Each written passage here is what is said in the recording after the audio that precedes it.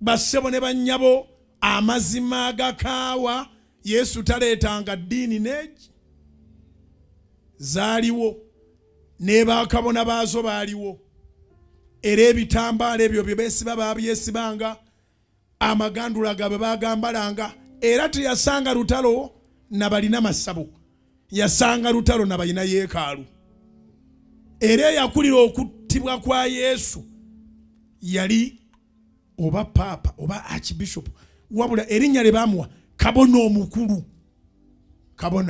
omukulu beegatta ne bakabona n'abakadde kuvadde ekkanisa ebeeramu abakulembera n'abakadde. Twebaza Mukama nti abakadde be wano temukola gwa kutta Yesu, mulamya bulamya.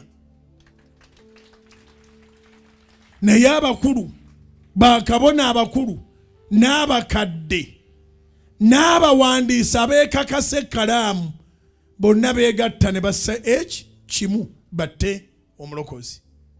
Naye obulokozi tebwafa.